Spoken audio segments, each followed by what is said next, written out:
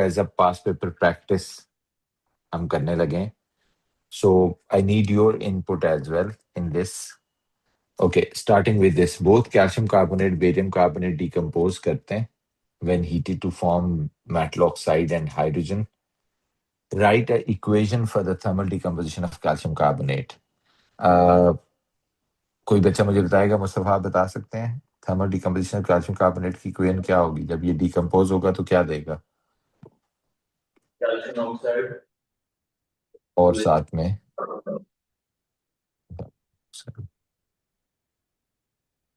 State which calcium carbonate barium carbonate decompose at lower temperature. आपको पता है कि जब आप टॉप ऑफ द ग्रुप जो होता है वो कैल्शियम है, नीचे बेरियम है, डाउन द ग्रुप क्या होता है? केटायनिक रेडियस बढ़ जाता है। तो क्या होता है? स्टेबिलिटी ज्यादा हो जाती है। जब केटायनिक रेडियस बढ़ता है तो लेस पोलराइजेशन ऑफ एनाइन होती है। तो किसका लोअर टेम्परेचर टू डिकम्पोज होगा? कौन कम जल्दी डिकम्पोज हो जाएगा? आप कह रहे हैं जी कैल्शियम कार्बोनेट। ओके, क्यों कैल्शियम कार्बोनेट जल्दी डिकम्पोज होगा? उसकी एक्सप्लेनेशन क्या है? आप कहते हैं जी डाउन द ग्रुप, और फिर आप उसको एक्सप्लेन भी कर दोगे डाउन द ग्रुप से क्या मुराद है। Calcium to barium, cationic radius increase करता है, तो उससे क्या हो जाता है? आप कह रहे हैं जब केटायनिक रेडियस इंक्रीज करता है, पहला पॉइंट इसका होगा। ओके, केटायनिक रेडियस इंक्रीजेस, जिससे क्या होता है? लेस पोलराइजेशन होती है। किसकी? मेंशन करना है प्रॉपर्ली, कार्बोनेट आयन की। Less polarisation of carbonate ion, CO3 negative takes place। ठीक है, उससे क्या होगा? जब कार्बोनेट आयन की लेस पोलराइजेशन होगी तो आप कहते हैं थर्मल स्टेबिलिटी इंक्रीज करती है। जैसे मैं हमेशा कहता होता हूँ, ये वाला लिखें या ना लिखें, लेकिन जो जो इंटरनल बॉन्ड्स हैं वो स्ट्रॉन्गर हो जाते हैं। लेकिन ये ना भी लिखें, इसलिए मैंने ब्लू से लिखा है। इंटरनल बॉन्ड्स कार्बोनेट के स्ट्रॉन्गर है, तो more energy needed to break. लेकिन ये ना भी लिखें तो आपने सिर्फ स्ट्रेट फॉरवर्ड लिखना होता है कि क्या होता है? Less polarisation of carbonate ion takes place, hence thermal stability increases and more temperature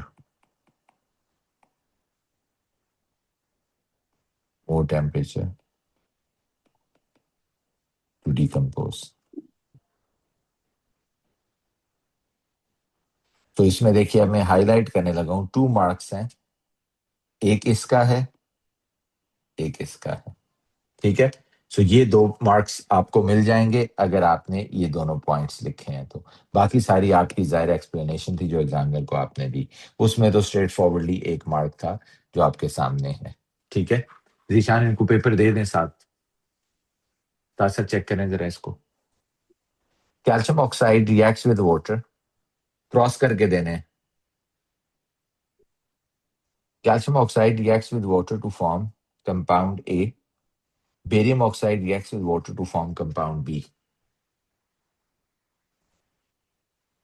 identify A, identify B. जब ये वाटर से रिएक्ट करते हैं तो कौन क्या बनाता है? ठीक है, कौन क्या बनाता है?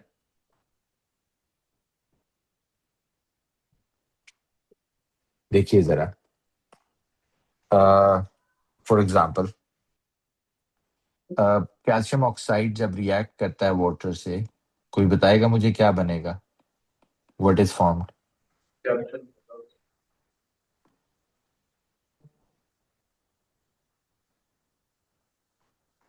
क्या? सॉरी, कैल्शियम हाइड्रोक्साइड बन जाएगा।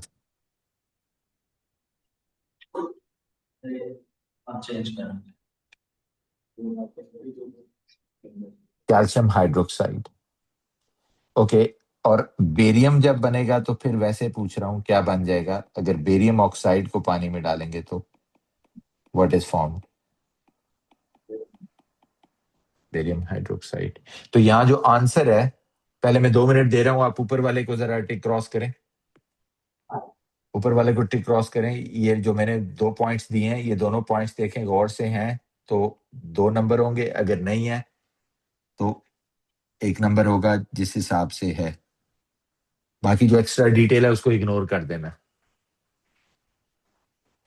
बस आपको जो भी आंसर है उसमें ये 2 पॉइंट्स लिखे होने चाहिए, तो marks will be given. Extra जो भी डिटेल है उसको इग्नोर कर देना।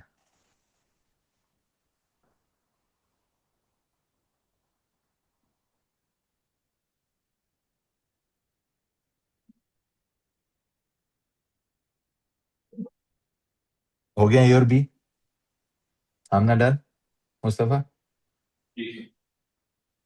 ओके, अब नीचे आ जाएं। इसमें सिर्फ कैल्शियम हाइड्रोक्साइड लिखा हुआ है तो सही है। ये जो मैंने ऊपर इक्वेशन लिखी है ये सिर्फ एक्सप्लेनेशन के लिए लिखी है, ये वाली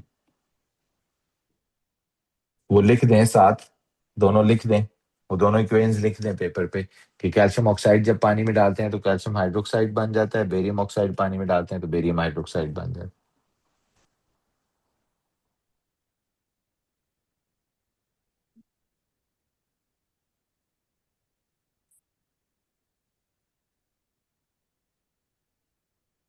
अब वो कह रहा है कि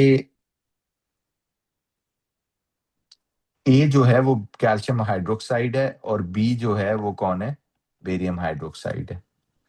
कहता है why A is less soluble than B. ठीक है, तो आपने बताना है कि ए बी से कम सॉल्युबल क्यों है। तो आप कहते हैं the solubility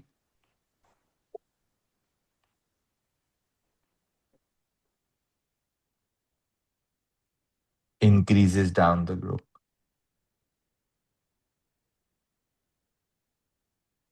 down the group फिर एक्सप्लेन कर दें कैल्शियम से बेरियम की तरफ।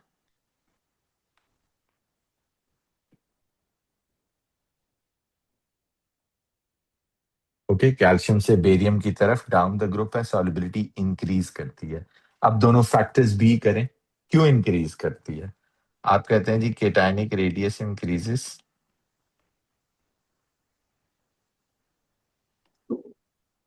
जब आप नीचे जाते हैं तो ये कैल्शियम हाइड्रोक्साइड है और ये बेरियम हाइड्रोक्साइड है, तो क्या इंक्रीज करता है? Cationic radius increases from Ca2 positive to Ba2 positive. ठीक है, उससे क्या होता है? Both delta H hydration and delta H lattice decreases, but delta H lattice decreases significantly या more या faster, कोई भी वर्ड हो तो एक्सेप्ट कर लेना। Turning delta H of solution exothermic, और अगर लिखा हुआ है लेस एंडोथर्मिक तो भी एक्सेप्ट कर लेना है, या लिखा हुआ है मोर एक्सोथर्मिक तो भी एक्सेप्ट कर लेना है। इनमें से कोई भी वर्ड यूज कर सकते हैं। ठीक है, तो ये तीनों मैंने इसलिए कहे हैं कि कोई भी लिखा हुआ है उसको एक्सेप्ट कर लेना है कि या कहें कि एक्सोथर्मिक हो जाती है, या कहें लेस एंडो हो जाती है, या कहें मोर एक्सोथर्मिक हो जाती है। ठीक है, बट मेन पॉइंट जैसे 3 पॉइंट से मैं तीनों को अंडरलाइन कर देता हूँ कि क्या क्या बताना है। केटायनिक रेडियस इंक्रीज करता है। ठीक है, 1 नंबर हो गया। Both delta H hydration and lattice decreases, but lattice decreases significantly का 1 हो गया। और तीसरा मार्क हो गया delta H of solution turning. ये जो 3 कलर्स हैं, ये 3 पॉइंट्स ढूंढिए। अगर ये 3 पॉइंट्स लिखे हुए हैं और इससे ज्यादा अगर कोई डिटेल लिखी है तो उसको इग्नोर कर देना है, और इसमें से अगर 1 पॉइंट भी मिसिंग है तो 1 नंबर काट लेना है। ओके, अगर ये सिंपल बिल्कुल अगर स्ट्रेट फॉरवर्ड में भी आप लिख देते हैं कि जी बेरियम आयन, कुछ बच्चे इसको यूं लिख देते हैं कि Ba2 positive has more cationic radius, group वगैरह का कोई जिक्र नहीं करते Ca2 पॉजिटिव से, ठीक है। देन Ca2 पॉजिटिव, और साथ लिख देते हैं कि delta H of hydration and lattice both less, but delta H of lattice significantly less, turning or making delta H of solution exothermic for barium hydroxide. Okay,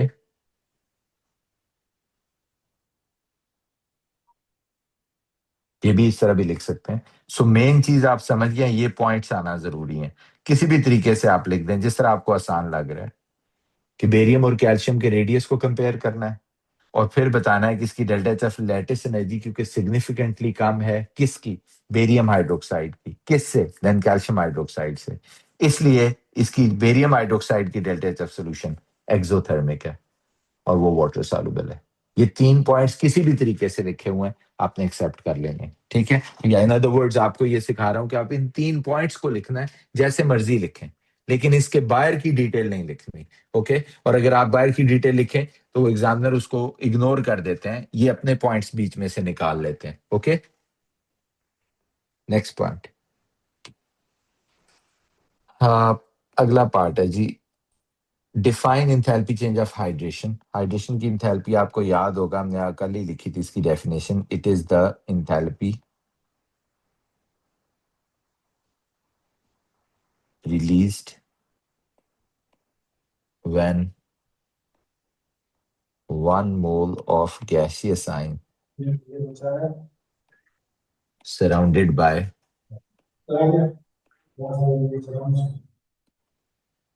as 1 mole of water molecule is dissolved in, sorry,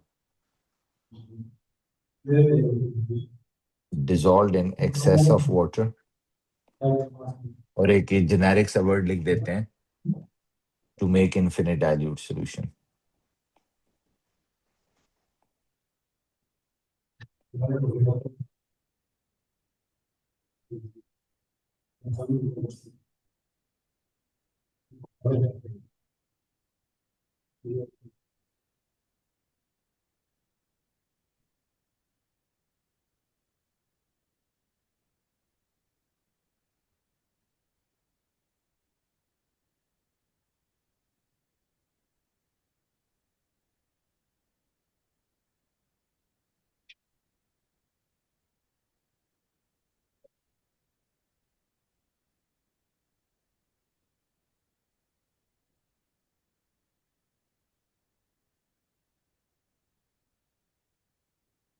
Explain the relative magnitude of enthalpy change of hydration।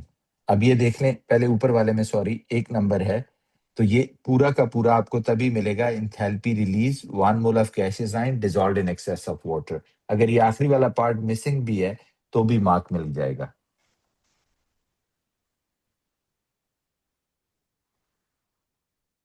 Okay.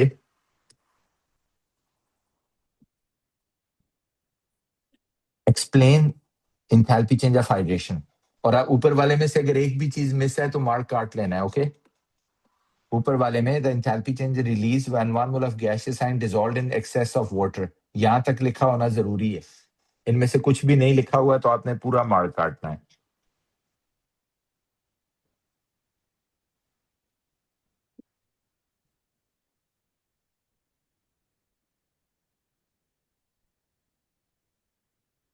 Explain the relative magnitude of enthalpy change of hydration of calcium ion and potassium ion। आपको याद होगा delta H of hydration जो है वो किस पे depend करता है, डायरेक्टली प्रोपोर्शनल टू चार्ज होता है, inversely proportional to the radius of ion होता है।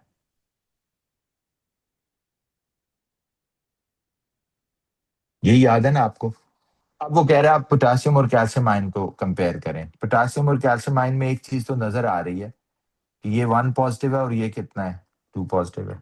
चार्ज क्या हुआ, डबल हो गया, ठीक है। और दूसरा, रेडियस भी क्या होता है, कैल्शियम का एटॉमिक नंबर 19 है, इसका 20 है, और दोनों आइसो इलेक्ट्रॉनिक है, तो जाहिर है ये छोटा होगा और ये बड़ा होगा। तो आप कहते हैं जी कैल्शियम आयन का रेडियस भी कम है और चार्ज भी ज्यादा है, तो चार्ज डेंसिटी बहुत ज्यादा हो गई, तो इसका मतलब है इसकी जो force of attraction with the water molecule है वो ज्यादा स्ट्रॉन्गर है as compare to the this force of attraction. Okay, समझ आ रही है बात? तो लिख लें, कह रहा था compare explain the relative magnitude, जो कि नजर भी आ रहा है उससे 3-4 गुना ज्यादा है। क्यों ज्यादा है? आप कहते हैं जी Ca2 positive ion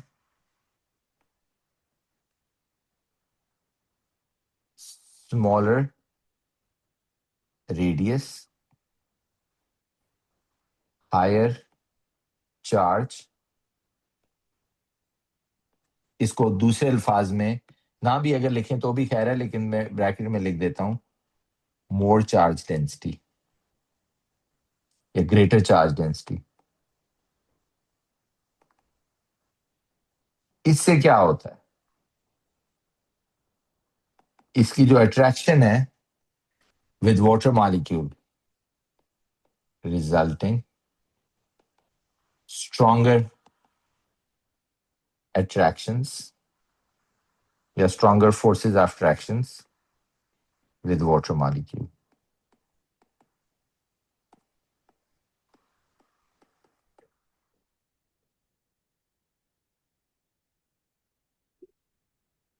hence more energy released, जो कि ऊपर नजर आ रहा है। अब देखिए इसमें भी मैं हाईलाइट करने लगा हूं कि इधर देखिए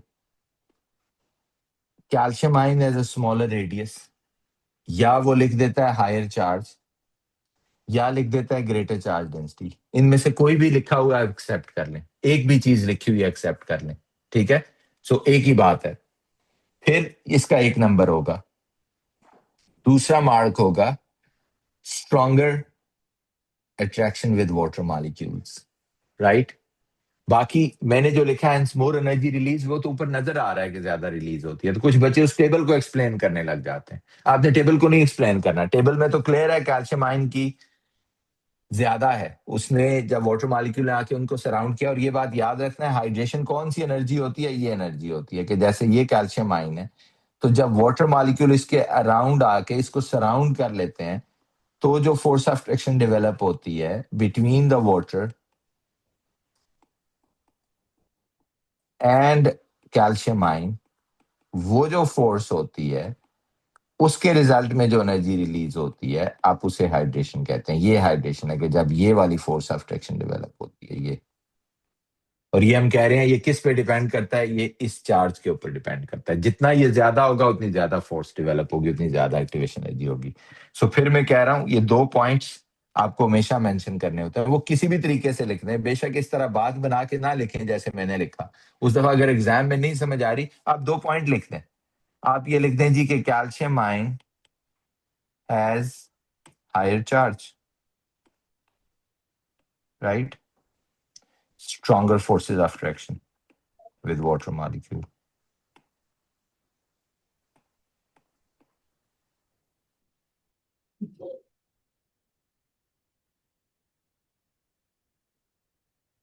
अब आप देख लें, इवन आपको नहीं जुमला समझ आया बट आपने मेन पॉइंट लिख दिए।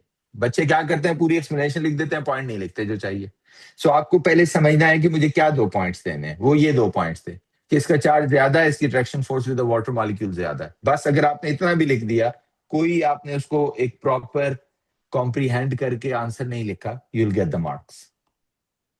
बट अगर आप एक कॉम्प्रीहेंशन आंसर लिखें लेकिन ये लिखने शुरू हो जाते हैं कि calcium ion releases 16 kilo joule या 1650 kilo joule energy, and potassium ion releases when hydrates releases 322 kilo joule पर मोल energy. So calcium ion clearly releasing 4 times more or 5 times more energy than potassium ions. So it has more hydration. इसका कोई तुक नहीं बनता। It has nothing to do with your answer, okay? Because ये तो आप उसी टेबल को एक्सप्लेन कर रहे हैं जो नजर आ रहा है आपको, ठीक है? सो ये वाला आंसर नहीं लिखना, ठीक है? Next, define lattice energy. अगला पार्ट है आप लैटिस एनर्जी को डिफाइन करें, ठीक है। So what is the lattice energy, anyone? ये तो सिंपल था, इट इज अगेन एक्सो होता है ना, तो it is enthalpy released when 1 mole of ionic solid formed from its respective gaseous sign. 1 mole of ionic solid formed from respective gaseous sign.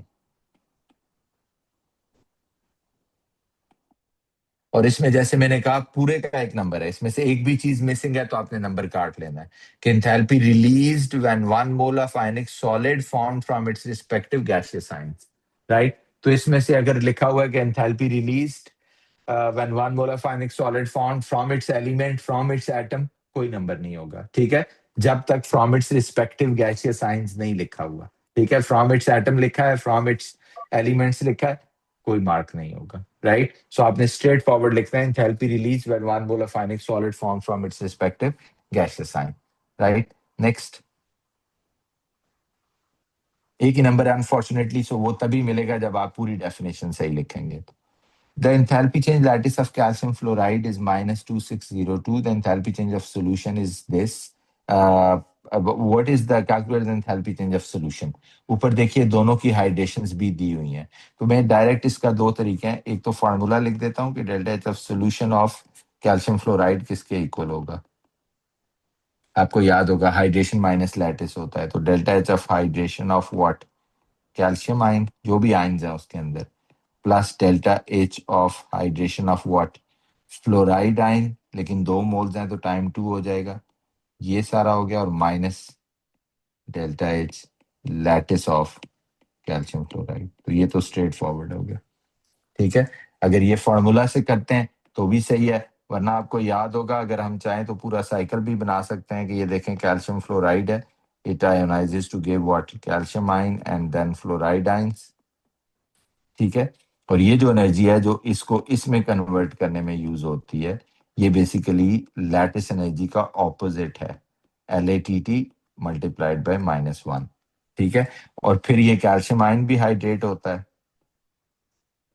Water molecule इसको surround करते हैं, तो इसकी एनर्जी भी है हमारे पास कैल्शियम -1650, तो ये है -1650 प्लस ये हाइड्रेट होगा तो 2F2 नेगेटिव एक्वस हो जाएगा, और ये एनर्जी भी है हमारे पास, वो कितनी है -506, लेकिन टाइम्स 2 हो जाएगा, ठीक है।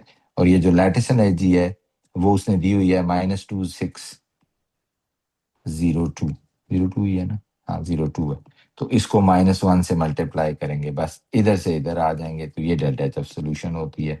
तो आप कहते हैं इसका मतलब है मैंने बस इनको ऐड करना है, इधर देखें यहाँ से यहाँ जाना है और फिर यहाँ से यूं नीचे जाना है, तो आपने दोनों को ऐड कर देना है।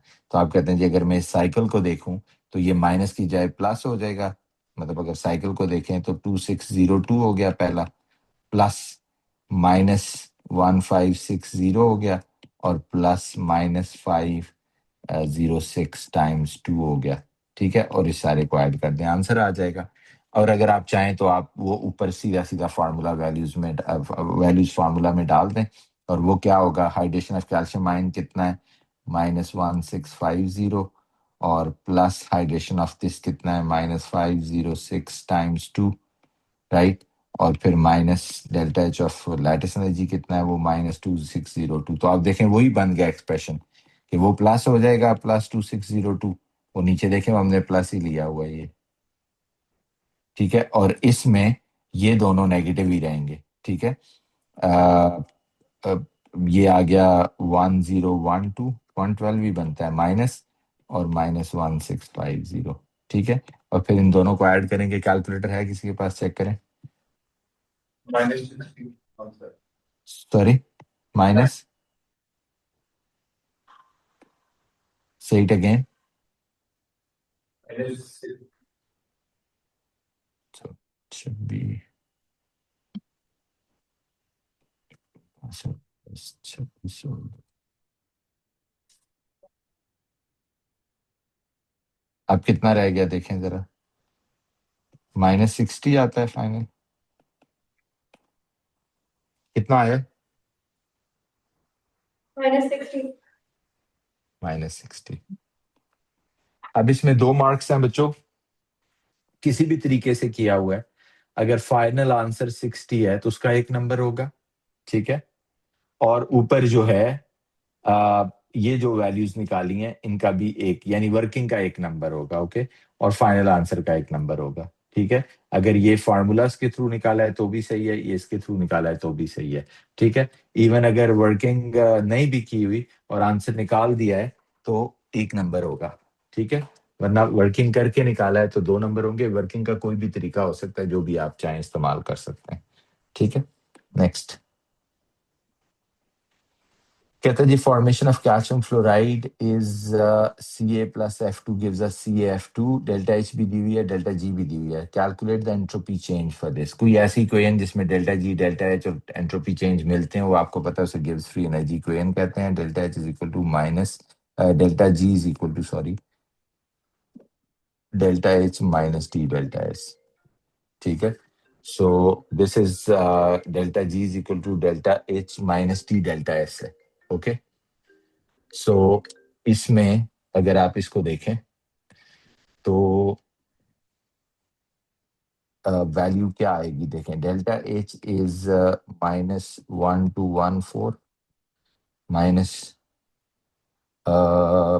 टेम्परेचर, डेल्टा जी इज -1162, और वो है किलो जूल में है, ये भी किलो जूल में है। टेम्परेचर 298 है और मल्टीप्लाइड बाय डेल्टा एस, ठीक है। तो अब आप इसको सॉल्व करें जरा, किसी बच्चे ने सॉल्व किया इसको। What is the value? Can you please solve? 298 delta S is equal to -1214 plus 1162, तो कितनी वैल्यू आती है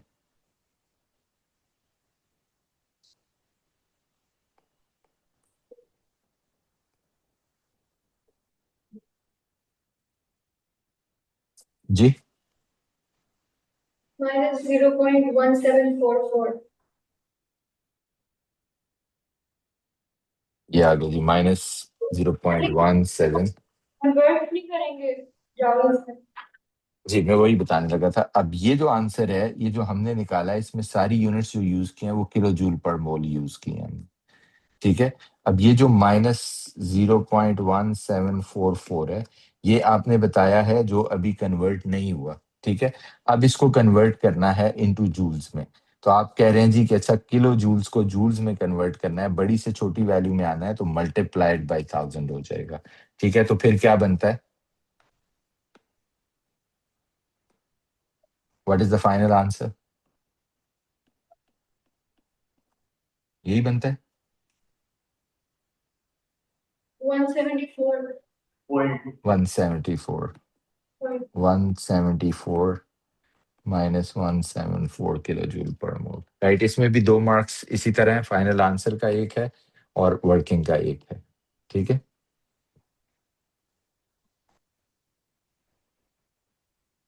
नेक्स्ट है, right an equation for the decomposition of calcium nitrate. Calcium nitrate की डिकम्पोजिशन की इक्वेशन लिखनी है। कोई भी नाइट्रेट जब डिकम्पोज होता है, उसी मेटल का ऑक्साइड, नाइट्रोजन डाइऑक्साइड और ऑक्सीजन बन जाता है। बैलेंसिंग का ख्याल रखना है आपने इसमें, फिर ही मार्क मिलेगा। अगर इक्वेशन बैलेंस नहीं है तो 0 मार्क होगा, ओके। सॉरी, ना, सिंबल का नहीं है, सिंबल का मार्क नहीं है। लेकिन अगर आप इक्वेशन बैलेंस नहीं है तो फिर सिंबल अगर गलत भी दी हुई है तो आपने इग्नोर कर देना है। इक्वेशन बैलेंस नहीं है या उसका फॉर्मूला किसी एक का भी गलत है तो 0 नंबर होगा।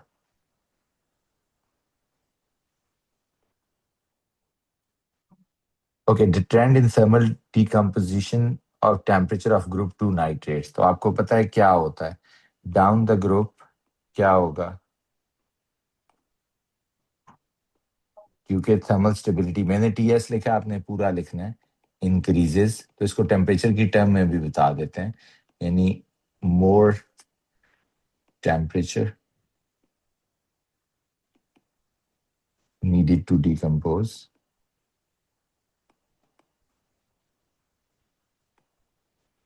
और इसकी एक मार्क हो गया। वजह क्या है? आप कहते हैं वजह ये है कि केटाइनिक रेडियस इंक्रीज करता है,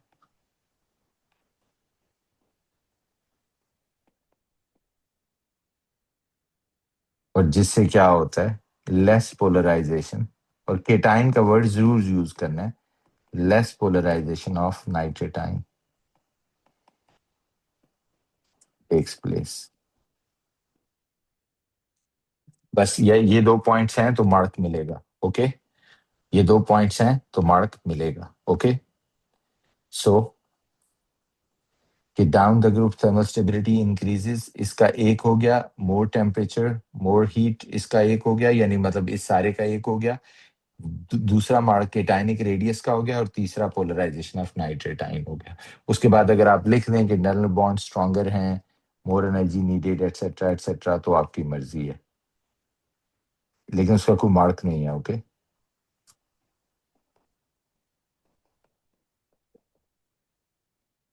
gate stronger because of less polarisation, but इसका कोई मार्क नहीं है।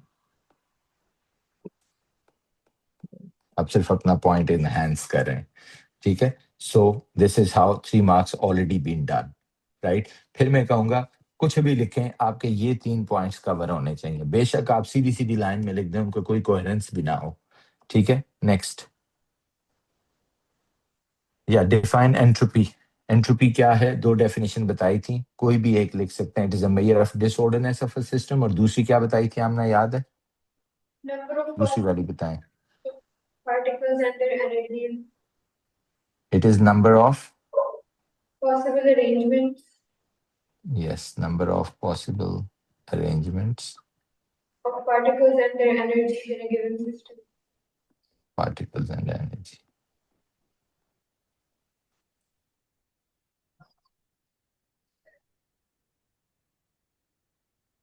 किसी ने अगर मेजर ऑफ डिसऑर्डर लिखा है तो भी एक्सेप्टेबल है। Identify the process occurring at each temperature T1 and T2।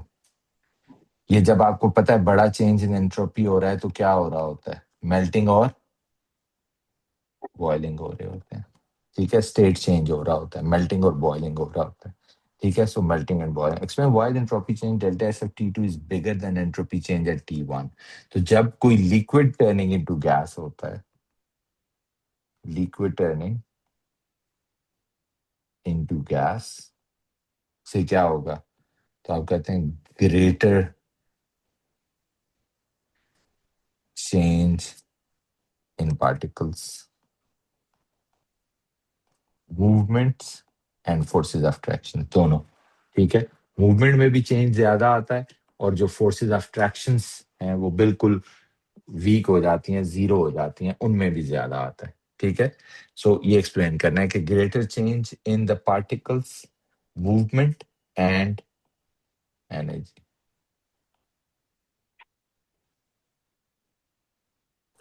ठीक है, as compare to free melting. Melting में उतना चेंज नहीं आता पार्टिकल्स की मूवमेंट और उनके अरेंजमेंट में, right. The equation for the reduction of iron oxide ये दी हुई है। Table shows the delta H of formation and entropy. यहाँ बल्कि ये मैं यहाँ रोक देता हूँ, क्योंकि ये पूरा मैंने आपको वो हेस लॉ पढ़ाना है इसमें, ठीक है। सो इसलिए मैं इसको यहाँ रोक देता हूँ, बिकॉज ये पहले हेस लॉ पढ़ा के फिर ये कराऊंगा, इससे एएस की रिवीजन भी बेसिकली इसमें शामिल होगी। तो इसको कल इसी के प्रोसेस को यहीं छोड़ देते हैं, राइट। विल कंटिन्यू दिस, क्योंकि ये यहाँ खत्म नहीं होगा, इसलिए मैंने रोक दिया इसको यहाँ। कल पहले हेस लॉ पढ़ाऊंगा और फिर ये चीज करवाऊंगा। ओके, वापस इनको